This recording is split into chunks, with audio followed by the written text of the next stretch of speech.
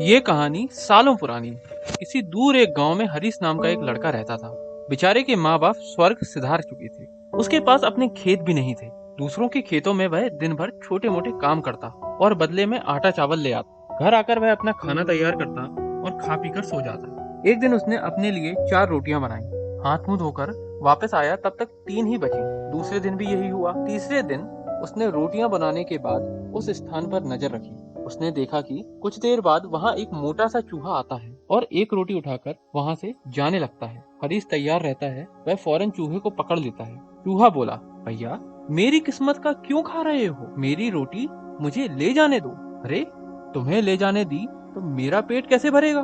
मैंने पहले से ही अपने जीवन से परेशान हूँ। ऊपर से अब पेट भर खाना भी ना मिले तो मैं क्या करूंगा? ना जाने मेरे जीवन में खुशहाली कब आएगी। इस पर चूहे ने कहा, तुम्हारे सारे सवालों का जवाब तुम्हें मतंग ऋषि दे सकते हैं। वह एक संत उत्तर दिशा में कई पर्वतों और नदियों को पार करके ही उनके आश्रम तक पहुंचा जा सकता है। वही तुम्हारा उद्धार करेंगे। हरीश चूहे की बात मान गया और अगली सुबह ही घर आश्रम की ओर बढ़ चला। काफी दूर चलने के बाद उसे एक हवेली दिखाई दी। हरीश वहाँ गया और रात भर की शरण मांगी। हवेली की मालकिन ने पूछा, बेटा कहाँ जा रहे हो? हरीश बोला, मैं मतंग ऋषि के आश्रम जा रहा हूँ। मालकिन बोली, इनसे मेरे एक प्रश्न का उत्तर मांगकर जाना कि मेरी बेटी 22 साल की हो गई है। वह दिखने में अत्यंत सुंदर है। उसके अंदर हर प्रकार के गुण भी विद्यमान है, लेकिन बेचारी अभी तक एक शब्द नहीं बोल पाती। पूछना वह कब तक बोलना शुरू करेगी? और ऐसा कहते कहते मालकिन रो पड़ी। हरीश जी आप परेशान न हो, मैं आपका उत्तर जरूर लेकर आऊंगा। हरीश अगले दिन आगे चल पड़ा। रास्ते में उसे बड़े बड़े बर्फीले पहाड़ मिले। उसे समझ नहीं आ रहा था कि कैसे पार करूं। समय बीत रहा था। तभी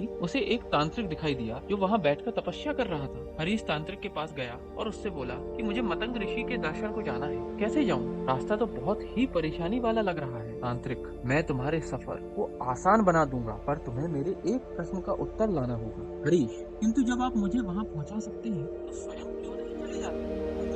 क्योंकि मैं इस स्थान को छोड़ा तो मेरी तपस्या भंग हो जाएगी। हरीश बोला, ठीक है, मैं आपका प्रश्न का उत्तर ले आऊंगा। प्रश्न बताइए। तांत्रिक बोला, पूछना मेरी तपस्या कब सफल होगी? मुझे ज्ञान कब मिलेगा? हरीश, ठीक है, मैं इस प्रश्न का उत्तर ले आऊंगा। उसके बाद तांत्रिक ने अपनी तंत्रिक विद्या से लड़के को पहाड़ पार करा दिया। अब आश्रम तक पहुंचने के लिए सिर्फ एक ही नदी पार करनी थी। हरीश इतनी बड़ी विशाल नदी देखकर घबरा गया। तभी उसे नदी के किनारे एक बड़ा सा कछुआ दिखाई दिया। लड़के ने कछुए से मदद मांगी। आप मुझे अपनी पीठ पर बैठाकर नदी पार करा दीजिए। कछुए ने कहा, ठीक है। जब दोनों नदी पार कर रहे थे तो कछुए ने पूछा, कहाँ जा रहे हो? हरीश ने उत्तर दिया, मैं मतंग ऋषि से मिलने जा रहा हूँ। कछुए ने कहा, ये तो बहुत अच्छी बात है। क्या तुम मेरा एक प्रश्न उनसे पूछ सकते हो? हरीश बोला, जी आप अपना प्रश्न बताइए। कछुआ बोला, मैं एक असाधारण कछुआ हूँ जो समय आने पर ड्रैगन बन सकता है। 500 सालों से मैं इस नदी में हूँ और ड्रैगन बनने की कोशिश कर रहा हूँ। मैं ड्रैगन कब बनूंगा बस ये पूछकर आ जाना। नदी पार करके कुछ दूर जाने पर मतंग ऋषि का आश्रम दिखाई देने लगा। आश्रम में प्रवेश करने पर शिष्यों ने हरीश का स्वागत किया। संध्या समय ऋषि ने हरीश को दर्शन दिए और बोले, पुत्र, मैं तुम्हारे किन्हीं भी 3 प्रश्नों का उत्तर दे सकता हूँ। पूछो अपने प्रश्न। असमंजस में फंस गया कि वह अपना प्रश्न पूछे या उसकी मदद करने वाली मालकिन, तांत्रिक और कछुए का। वह अपना प्रश्न पूछना चाहता था, पर उसने सोचा कि उसे मुसीबत में मदद करने वाले लोगों का उपकार नहीं भूलना चाहिए। उसे ये नहीं भूलना चाहिए कि उसने उन लोगों से उनके प्रश्नों के उत्तर लाने का वादा किया है। उसी बल उसने निश्चय किया कि वह खूब मेहनत करेगा और अपनी जिंदगी बदल देगा। लेकिन इस समय उन 3 लोगों की जिंदगी में बदलाव लाना जरूरी है। और यही सोचते सोचते उसने ऋषि से पूछा, हवेली के मालकिन की बेटी कब बोलेगी? ऋषि जैसे ही उसका विवाह होगा वह बोलना शुरू कर देगी। हरीश, तांत्रिक को मोक्ष कब प्राप्त होगा? ऋषि ने जवाब दिया, जब वह अपनी तांत्रिक विद्या का मोह छोड़ उसे किसी और को दे देगा, तब उसे ज्ञान की प्राप्ति हो जाएगी। हरीश, वह कछुआ कब ड्रैगन बनेगा? ऋषि, जिस दिन उससे अपना कवच उतार दिया वह ड्रैगन बन जाएगा। हरीश ऋषि से उत्तर जानकर बहुत प्रसन्न हुआ। अगली सुबह वह ऋषि का चरण स्पर्श कर वहां से प्रस्थान कर गया। वापस रास्ते में कछुआ मिला। उसने हरीश को नदी पार करा दी और अपने प्रश्न के बारे में पूछा। तब हरीश ने कछुए से कहा कि भैया, अगर तुम अपना कवच उतार दो तो तुम ड्रैगन बन जाओगे। कछुए ने जैसे ही कवच उतारा उसमें से ढेरों मोती झड़ने लगे। कछुए ने वे सारे मोती हरीश को दे दिए और कुछ ही पलों में ड्रैगन में बदल गया। थोड़ा आगे जाने पर उसे तांत्रिक मिला। हरीश ने उसे ऋषि की बात बता दी। तांत्रिक बोला, अब मैं कहाँ किसे ढूंढने जाऊंगा? ऐसा करो तुम ही मेरी विद्या ले लो।